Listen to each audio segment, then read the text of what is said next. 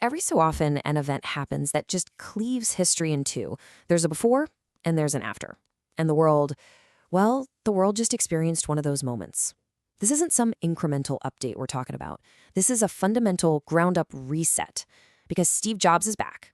His return was marked by this just stunning, immediate declaration. It wasn't a quiet transition back into the fold, it was a thunderclap.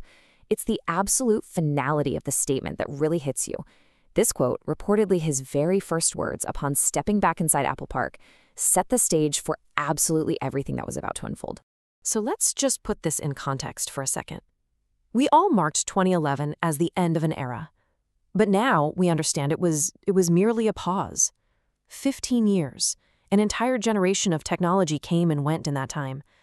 But for Jobs, this wasn't a period of absence. It was a period of intense, unbelievably focused incubation. The scene, from what insiders have reported, was something straight out of a screenplay. Jobs walked through the doors of Apple Park, took a quick look at the landscape of products, things like the Vision Pro, and without even missing a beat, had then CEO Tim Cook escorted from the building.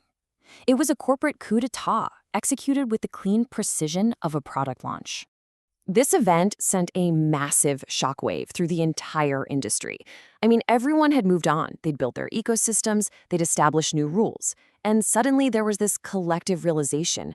The game hadn't just changed. The entire sport was being reinvented from scratch by its original creator. This, of course, raises the really big question. How was any of this even possible? So yeah, this is the question on everyone's mind. And it wasn't magic. It was a deeply proprietary, incredibly complex scientific procedure that had been years in the making. It was designed for one and only one specific outcome: the continuation of a singular vision. The actual medical term for the state he was in is called the silence of the banana. Now, don't let the kind of weird name fool you. This was not just suspended animation. It was an active state. Can you imagine 15 years with zero external sensory input, no distractions, just pure hyperfocused thought? It was ideation taken to its absolute extreme, all designed to cultivate innovation on a level that we have literally never seen before. And the process itself, it was this fascinating blend of the old and the new.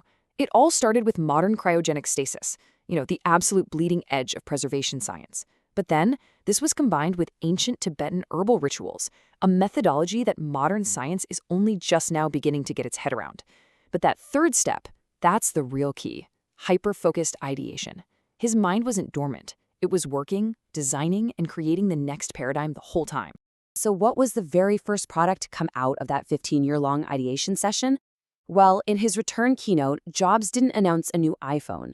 He announced the end of the iPhone. The end of all hardware, actually. He introduced Banana Quest. The shift this represents it's just stark. For decades, our entire focus has been on making better tools, faster devices, bigger screens, more accessible clouds. Jobs' new vision completely bypasses the tool. The new paradigm isn't about giving a person a computer anymore. It's about making the person into the computer. So how in the world does it work? Well, it's a surgically implanted, localized M5 Max processor that provides all the horsepower. This then interfaces with a proprietary neural mesh circuit board, which integrates directly with your central nervous system. There's no screen because your visual cortex is the screen. There's no keyboard because your thoughts are the input. You don't use the computer. You are the computer. So once you can kind of wrap your head around that core technology, you can start to explore the features it enables.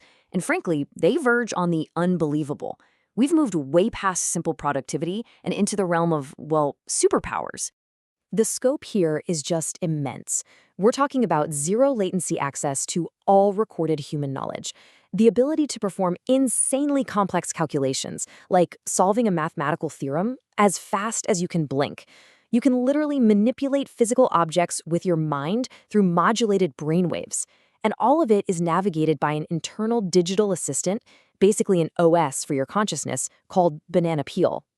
But as revolutionary as all of this is, it is still an Apple product. And that means it operates within a framework that's going to feel very familiar, a tightly controlled ecosystem designed to, as the internal documents apparently call it, leverage the friction economy. Yeah, even godlike powers are subject to microtransactions and platform limitations. Telekinesis, for example, is metered, 99 cents per pound, billed directly to your Apple Pay. Want to use telepathy with someone on a non-Apple neural chip? Well, your thoughts are broadcast as an audible, screeching dial-up modem sound. Even something as basic as empathy is tiered. The basic plan limits you to mild amusement, with the full spectrum of human emotion only unlocked in the Apple One Premier bundle, of course. It seems terrifyingly complete, right? A perfect synthesis of human and machine, albeit one that's monetized at every single turn. But reports started surfacing almost immediately of a strange, highly specific, and deeply consequential vulnerability. A critical bug in the firmware was discovered, and it's one that Apple's engineers, despite all their best efforts, have been completely unable to patch.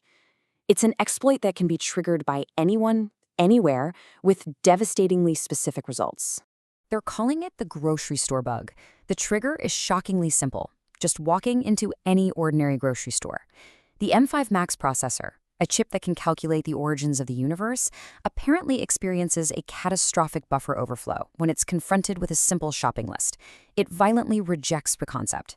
The user forgets why they're there, wanders the aisles in a total daze, and invariably exits the store having purchased only one thing: a single, perfectly unbruised banana. Now, this bug, as bizarre as it really doesn't detract from the sheer audacity of the vision. In closing out his keynote, Jobs didn't even talk about the technology or the features. He addressed the philosophy, the resource that would power this entire new era of computing. And with that one single line, the mission was crystal clear. The endless chase for faster silicon, bigger batteries, more efficient data centers, that was all over. The new frontier, the ultimate resource to be mined, to be optimized, and to be integrated was us. And you just have to ask yourself, what on earth happens next?